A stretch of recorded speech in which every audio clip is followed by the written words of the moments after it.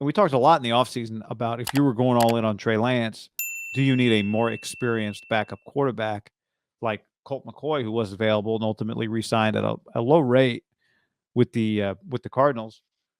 But we've been to a lot of practices. We watched one preseason game. It seems like there was some confidence in both Sudfeld and Purdy. So we'll put that at the top of the list of what to watch for on Saturday.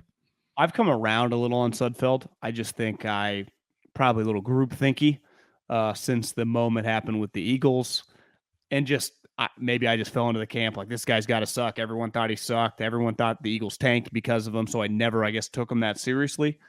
But I do think with the practices we've been at, he's looked very, very capable. I thought the preseason game he made some fantastic throws. You had a prominent player shoot you a DM or text that we were being, I think, too hard on him, and I we're not alone. I think a lot of people just assume he's not very good. Like if you just ask a random person, they would go, "Nate, that guy's terrible," and then you kind of just coaches love him, players love him. He does have a very talented. He's a talented thrower of the football. I think to me, my knock on him is like, can the guy move? And I do think it's harder to play in 2022 when you can't move. Like Colt McCoy ultimately is pretty athletic.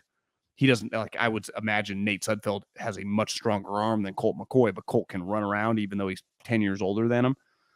But there's a reason this guy is sticking around. Now, we talked about before we hopped on, there's a bias in scouting when you like a guy but the guy's not a very good player, but you root for him as a player. And I think it happens sometimes, like it happened with Solomon Thomas and John Lynch. I think it happened with Mayock and Cleveland Farrell, right? You can just really fall in love with the person and you like want him to be a better player. And it can happen vice versa too. The guy's such a good player, but he's a shithead and you know, but I think it happens a lot with good guys. You're like, God, I just want this guy to be good so much. And I think that could happen with the quarterback position because when you're not playing, right, your intangible stuff, like you in the office, you're doing a lot of coaching stuff. Like how often when you're watching a game on Sunday, hell, it happens on Saturday too, is the backup quarterback's there with a thing in his ear, hat on, helmet to the side, something, a clipboard, usually next to the coordinator. Like he's like playing an active role in the whole thing. And then you hear the stories of quarterbacks talking about like what he does for them during the week. It's like me and the backups meet on our off day to go over scouting reports. I would imagine sometimes the backups come prepared as well. You know, like when you go to a potluck, it's not like they show up empty-handed.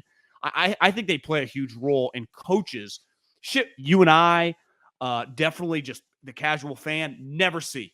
We can't even quantify it. So if he throws if he had to start a game and he sucks, we'd just be like, screw this guy. But to Kyle, it's like, I don't think you guys understand his value because I'm with him every day.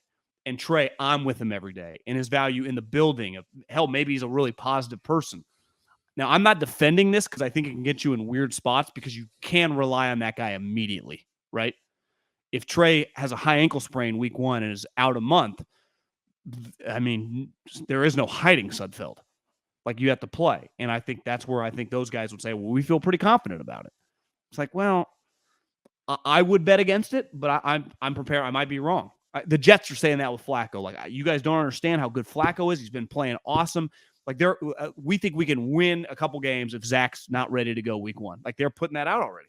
And they're not alone, right? If you've been following football, this consistently happens our entire life. But then eventually when that guy gets thrown in, you're like, well, they were a little off, you know? It's hard, partly because it's very, very difficult, right? It's definitely the position where there are like 15 guys that you feel good about, and about 7 of those everyone talks shit about as well. And anytime a backup quarterback plays, it's a bad situation. They're being, by nature, they are by definition suspended. They're being put in a bad situation. You know, your emergency contact, you just made me think of this, is not necessarily your best friend. It's somebody you trust the most because they need to answer the phone when you are in an emergency. And backup quarterbacks are emergency contacts. So it's not necessarily about trying to find the most talented. That's why my mother calls my brother. It's not about trying to find, well, if he doesn't answer, then, you better answer. He is next door, but it's not about trying to find the most talent. It is about having a trustworthy person. I got a DM from somebody today who actually told me that they ran into you at the Bay Club many years ago. who's friends with Sudfeld's family, because Sudfeld's from like Modesto or something. Did you know that? I did not know talk about it recently, but until this person DM'd me, and I was like, wait a second, why are you friends with the Sudfelds? And he said, he kind of got a rep as Kirk Cousins Jr. back when they were in Washington together. Jay Gruden and Sean McVay drafted Nate Sudfeld.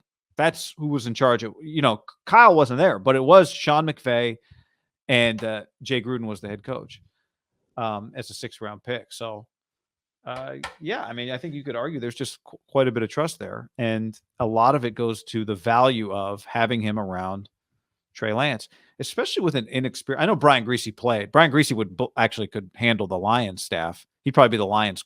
Well, him and Brunell, that'd be a good team. Brunell against Griese.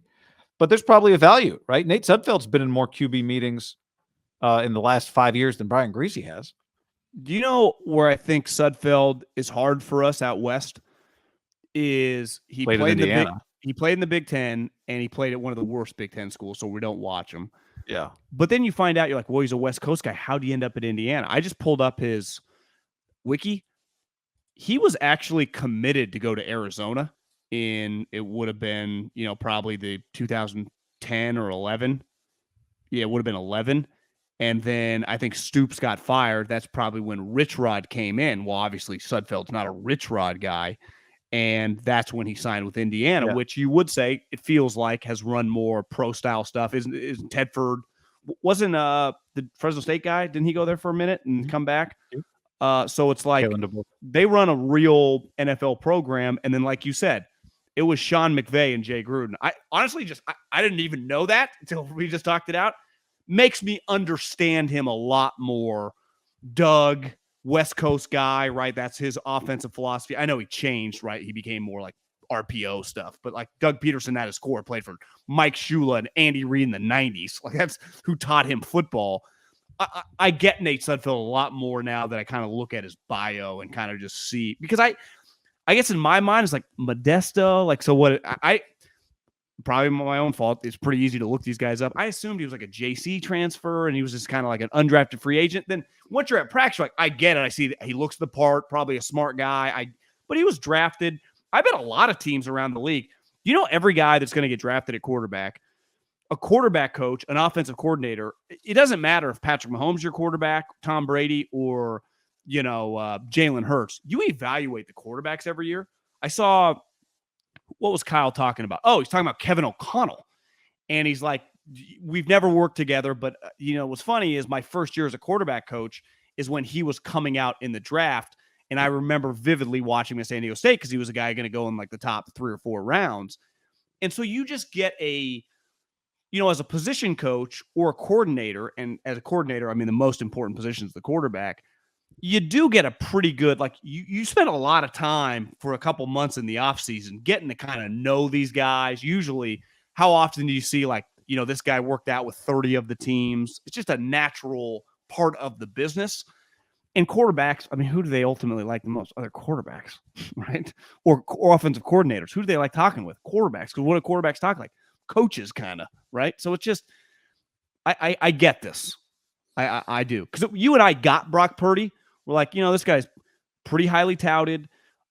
He, the picture that went viral yesterday, he was the Arizona Player of the Year in high school, helped make Iowa State have like their best 3 or 4 years ever. Remember, I think it was last year or 2 years ago, it was senior night and Campbell was crying. And he said after the game, this is the most successful senior class in the history of this program. And it happens every once in a while at a big program, right? They go on a great run. When I say a big program, like a Power 5 program that just has like their best win-losses over a 3 or 4 year period, and the coach is so proud of like that senior class. They're like, these guys changed it for us.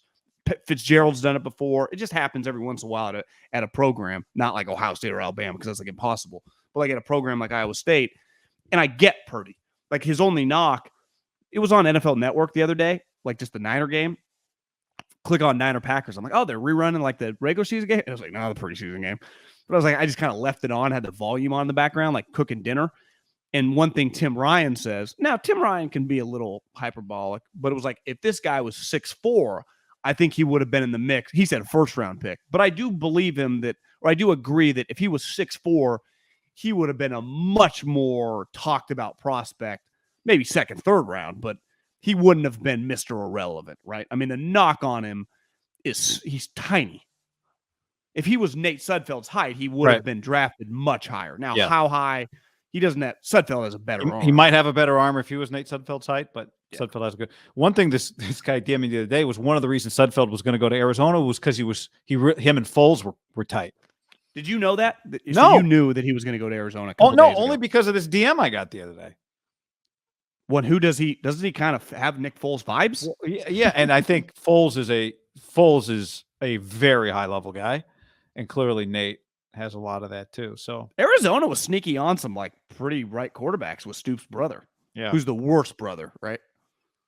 Mike. Mark is the one at Kentucky. Yeah, Bob and Mike. Mike was absolute batshit crazy.